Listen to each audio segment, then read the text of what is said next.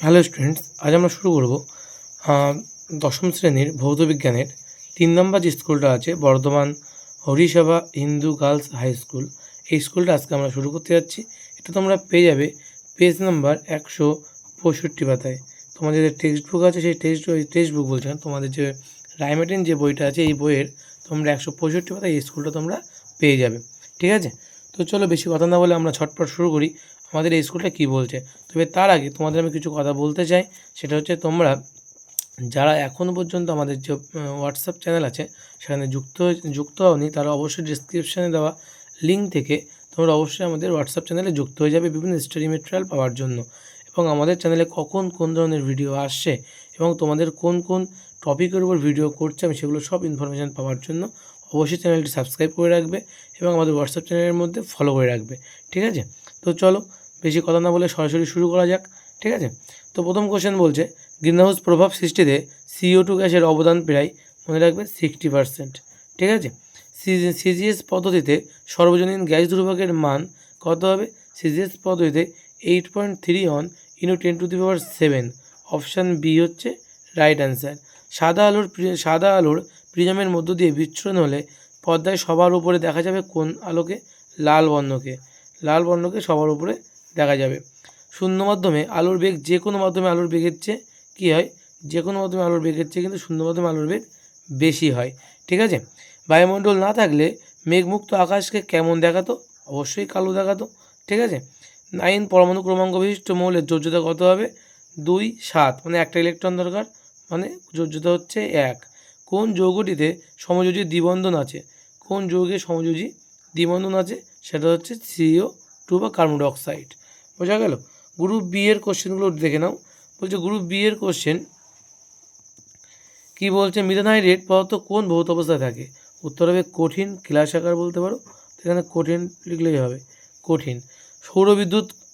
সৌরবিদ্যুৎ কোষে কোন অধ্যপরে ব্যবহৃত হয়? এটা উত্তর হবে সিলিকন। কি উত্তর হবে? সিলিকন বা SI। ঠিক আছে, পূর্ণ স্থিতিস্থাপক সংঘর্ষে গ্যাস অণুগুলির গতিশক্তির কী পরিবর্তন ঘটে? এটা হচ্ছে কোনো পরিবর্তন হয় না।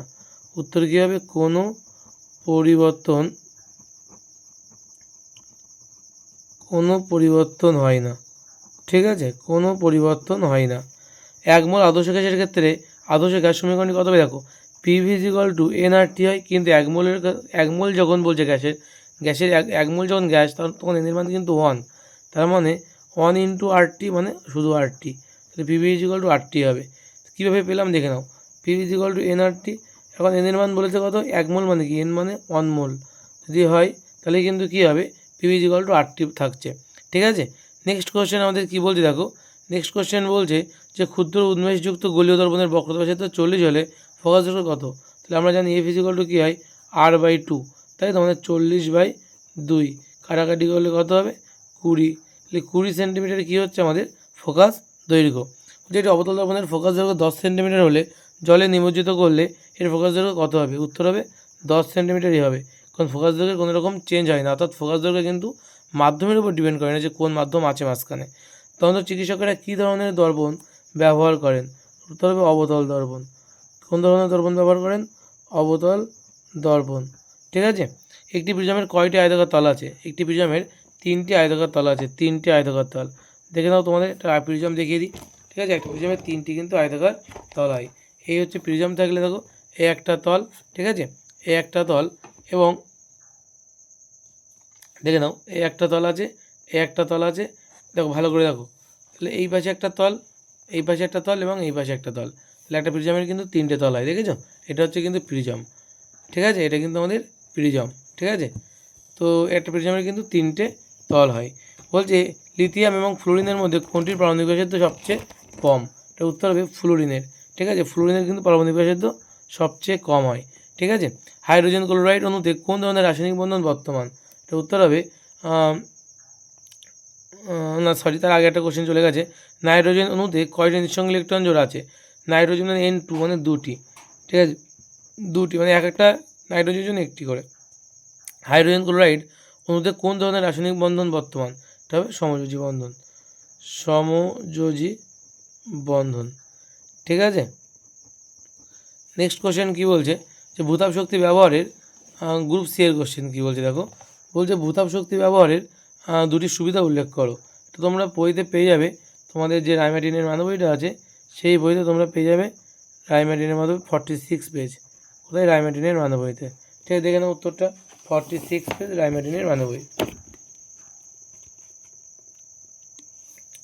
এই যে ভূতাপীয় শক্তির দেখো সুবিধা দেওয়া আছে এখানে, কী দেওয়া আছে দেখো, এই যে 1 2 3 4 পয়েন্ট দেওয়া আছে, এই পয়েন্ট 4টে কিন্তু মুখস্থ করবে এই পর্যন্ত। ঠিক আছে, ভূতাপ শক্তির ব্যবহারের সুবিধা কিন্তু তোমরা এখান থেকে পেয়ে যাবে। ঠিক আছে, নেক্সট কোশ্চেন দেখো কী বলছে। ঠিক আছে, নেক্সট কোশ্চেন বলছে O2 এবং N2 গ্রিন হাউস গ্যাস নয় কেন? তো তোমরা পেয়ে যাবে তোমাদের যে ভট্টাচার্য ব্রাদার্সের বইটা আছে সেই বইয়ের 3 নম্বর পাতায়। ঠিক আছে, 3 নম্বর পাতায় তোমরা এটা পেয়ে যাবে। দেখে নাও উত্তরটা কী হবে। ভট্টাচার্য ব্রাদার্স বইয়ের 3 নম্বর পাতায় উত্তরটা দেওয়া আছে, দেখে নাও। এই যে বলা আছে O2 N2 এবং CO গ্যাসের অণুগুলির যে অণুর পরমাণুগুলির কম্পাঙ্ক ওই ধরনের রশ্মিকে শোষণ করে ধরে রাখার উপযোগী নয়, এই জন্য এরা গ্রিনহাউস গ্যাসের প্রভাব দেখায় না। ঠিক আছে, নেক্সট কোশ্চেন কী বলছে দেখো, নেক্সট কোশ্চেন বলছে কী বলছে, বয়লের সূত্রের পিভি বনাম পি লেখচিত্র অঙ্কন করো, লেখচিত্রের প্রকৃতি কেমন হবে? পিভি বনাম পি, তো তোমরা পেয়ে যাবে গ্যাসের আচরণ চ্যাপ্টারের বয়লের সূত্র। ঠিক আছে, পিভি বনাম পি লেখচিত্র তোমরা পেয়ে যাবে 10 নম্বর পাতায়, পেজ নম্বর 10, এটা ভট্টাচার্য ব্রাদার্স বইয়ের। ঠিক আছে, উত্তরটা দেখে নাও। এই যে কেমন হবে দেখো, পিভি বনাম পিয়োগ করা কেমন হয়, পিভি বনাম পিয়োগ করা এরকম হবে দেখতে। এই যে পিভি বনাম পি অর্থাৎ পি অক্ষের সমান্তরাল, লেখচিত্রের প্রকৃতি কেমন হবে? পি অক্ষের সমান্তরাল।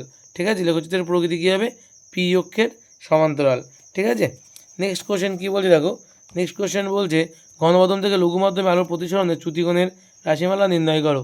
এটা তোমরা বইতে পেয়ে যাবে 39 পাতায়, তোমাদের টেক্সট বুকের 39 পাতায় তোমরা কিন্তু এটা পেয়ে যাবে, পেজ 39 ভট্টাচার্য ব্রাদার্স। ঠিক আছে, 39 পাতায় তোমরা এটা পেয়ে যাবে। দেখে নাও উত্তরটা, এ দেওয়া আছে এই ঘনমাধ্যম থেকে লঘু মাধ্যমে আলোর প্রতিসরণ। তো এখান থেকে এই পর্যন্ত সবটা লিখবে, সঙ্গে বলে এই চিত্রটা আঁকতে হবে। ঠিক আছে, সঙ্গে কিন্তু এই চিত্রটা এঁকে দেখাতে হবে। ওকে, নেক্সট কোশ্চেন কী বলছে দেখো, নেক্সট কোশ্চেন বলছে যে ফাঁপা প্রিজমে আলোর কি বিচ্ছুরণ হয়? এটা তোমরা রায়মার্টিন বইতে পেয়ে যাবে, পেজ নম্বর 267 পাতায় রায়মার্টিন বই।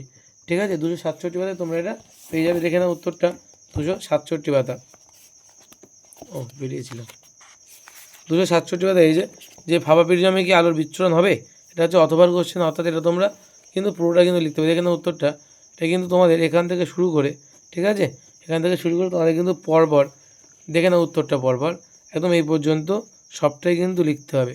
তো তোমরা পারলে একটু স্ক্রিনশট দিয়ে রাখতে পারো। ঠিক আছে, স্ক্রিনশট দিয়ে রাখতে পারো, স্ক্রিনশট দিয়ে পরে কিন্তু খাতায় লিখে নেবে। ঠিক আছে, নেক্সট কোশ্চেন কী বলছে, পর্যায় সারণীতে শ্রেণী বরাবর মৌলের জারণ ও বিজারণ ধর্মের কী পরিবর্তন ঘটে? ঠিক আছে, এটা তোমরা ভট্টাচার্য ব্রাদার্স বইয়ের 99 পাতায় পেয়ে যাবে, ভট্টাচার্য ব্রাদার্স বইয়ের 99 পাতায় তোমরা কিন্তু এটা পেয়ে যাবে। দেখে নাও উত্তরটা কী হবে। এই যে দেওয়া আছে যে শ্রেণী বরাবর জারণ বিজারণের যে পরিবর্তন, কোনো শ্রেণীর উপর থেকে নিচের দিকে নামলে মৌলগুলির জারণ ক্ষমতা কমে যায় এবং বিজারণ ক্ষমতা কী হয়? বৃদ্ধি পায়। ঠিক আছে, এটাই কিন্তু আমাদের জারণ আর বিজারণের পরিবর্তনটা। ঠিক আছে, তারপরে দেখো কী বলেছে, তার নেক্সট কোশ্চেন বলছে যে MgCl2 যৌগে কীরূপ বন্ধন আছে তা দেখাতে বলছে। এটা তোমরা 102 পাতায় পেয়ে যাবে। ঠিক আছে,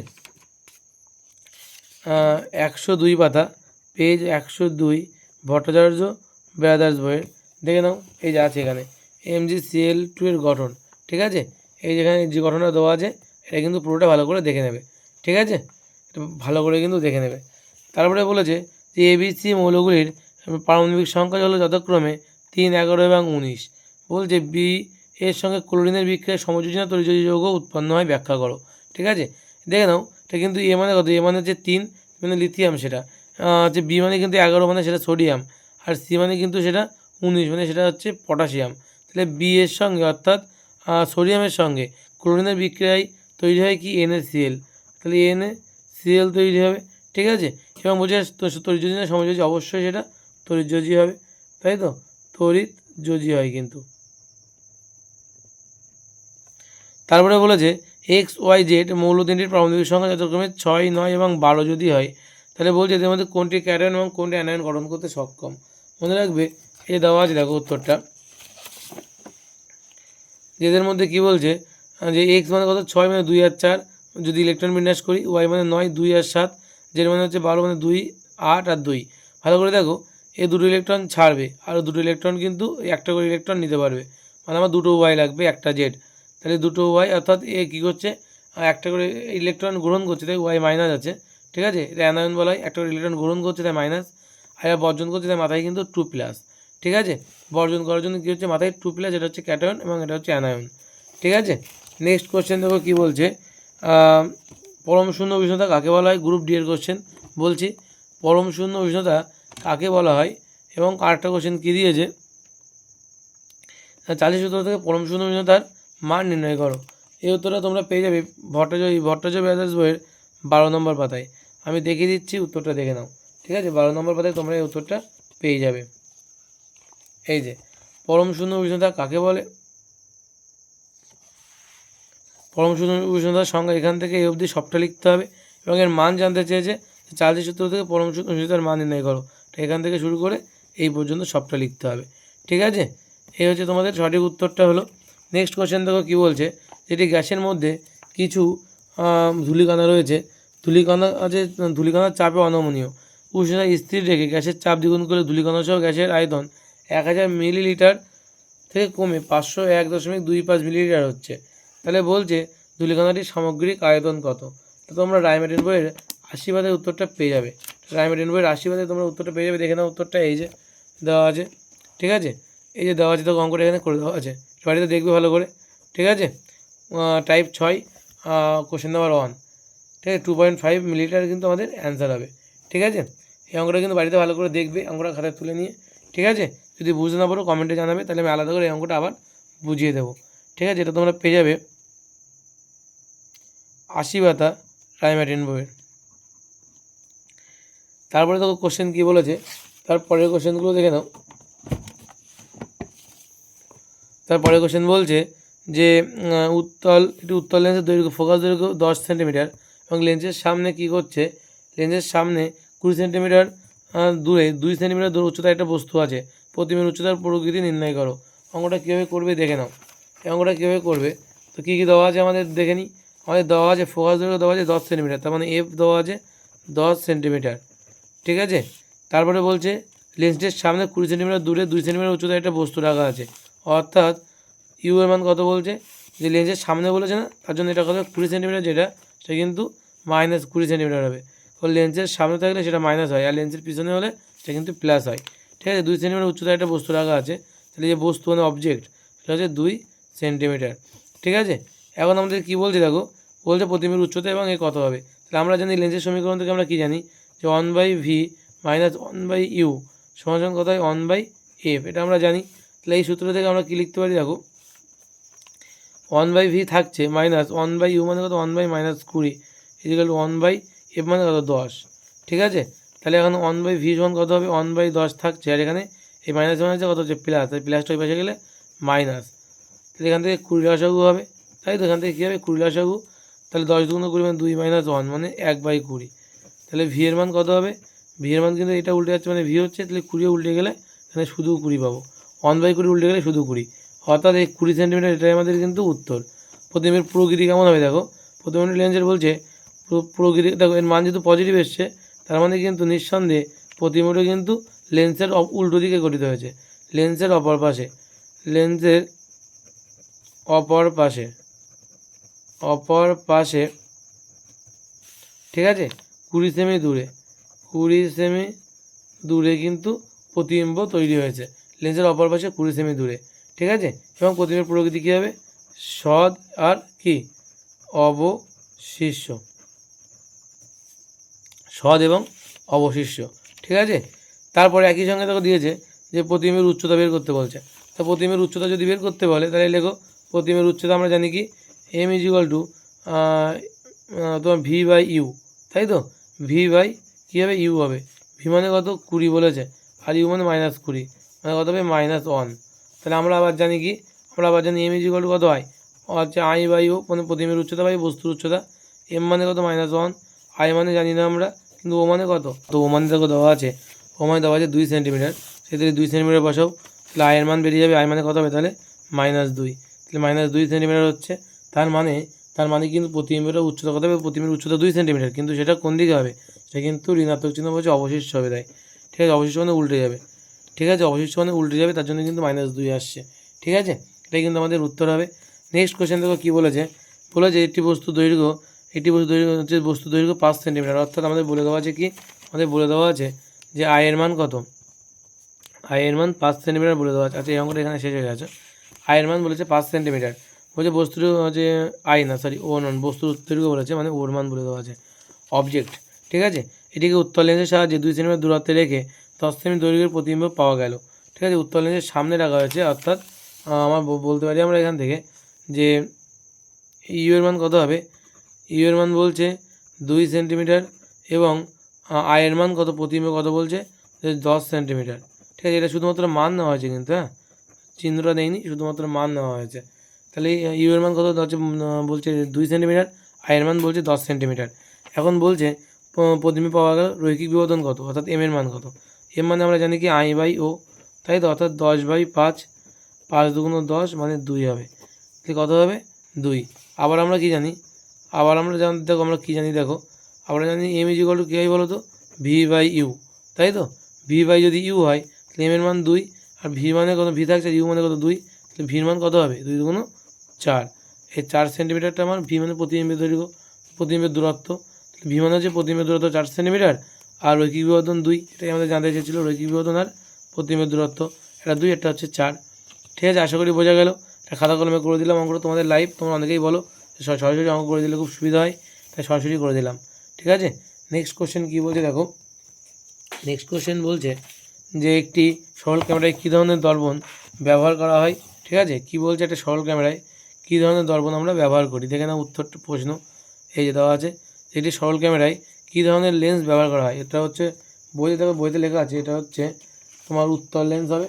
ঠিক আছে, এই যে দেওয়া আছে লেন্স, সরল ক্যামেরায় উত্তল লেন্স ব্যবহার করা হয় এবং এর কাজ ফিল্মের লক্ষ্য। আচ্ছা, এখানে বলেছে যে ক্যামেরা তোলা ছবির বৈশিষ্ট্য কী, তো এটাই লিখে দেবে যে এর কাছে ফিল্মের লক্ষ্যবস্তুর সৎ, অবশিষ্ট এবং খড়বাগার প্রতিবিম্ব গঠন করা হয়। ঠিক আছে, এটা কিন্তু লিখে দেবে। ঠিক আছে, এটাই ওর বৈশিষ্ট্য কিন্তু। তারপর নেক্সট কী বলেছে দেখো, যে কোনো মৌলের পরমাণুতে 17টি ইলেকট্রন এবং 18টি নিউট্রন আছে। তাহলে বলছে যে, তাহলে কী জানতে চাইছে বলে এখান থেকে, যে কোন কণাটির সংখ্যা দ্বারা, আচ্ছা এই কোশ্চেনে কিন্তু 2016 সালে এসেছিলো, জানো তো। বলছে কোন কণাটির সংখ্যা দ্বারা মেন্ডেলিভের পর্যায় সারণীতে মৌলটির অবস্থা নির্ণয় করা হয়? এটা তোমরা পেয়ে যাবে 485 পাতায়। ঠিক আছে, এটা তোমরা পেয়ে যাবে 485 পাতায়। দেখে নাও উত্তরটা কী বলছে। Page number 485, Ray Martin. ঠিক আছে, 2016 সালে এটা মাধ্যমিকে এসেছিলো, এই যে কোশ্চেনে দেওয়া আছে। ঠিক আছে, কোনো মৌলের পরমাণুতে 17টি ইলেকট্রন এবং 18টি নিউট্রন আছে। কোন কণাটির সংখ্যা দ্বারা মেন্ডেলিভের পর্যায় সারণীতে মৌলটির অবস্থা নির্ণয় করা যায় না? মৌলটি মেন্ডেলিভের পর্যায় সারণীতে কোন পর্যায় এবং কোন গ্রুপে অবস্থিত? এখান থেকে এই পর্যন্ত কিন্তু উত্তরটা ভালো করে করবে। ঠিক আছে, নেক্সট কোশ্চেন দেখো কী বলছে, যে তরল মৌল কাদের বলা হয়, এরূপ নামকরণের কারণ কী? এটা তোমরা পেয়ে যাবে 476 পাতা, রাইমার্টিন বইয়ের 476 পাতা, রাইমার্টিন। ঠিক আছে, তো উত্তরটা দেখে নাও, রাইমার্টিন বই 476 পাতায় উত্তরটা দেওয়া আছে, দেখে নাও। এই যে তরল মৌল কাদের বলা এবং এরূপ নামকরণের কারণ কী? আশা করি তোমরা বুঝতে পেরেছো তরল মৌল কাদের বলা হয়, নামকরণের কারণ। সবটাই তোমরা এখান থেকে পেয়ে যাবে, এই পর্যন্ত পুরোটা ভালো করে পড়বে।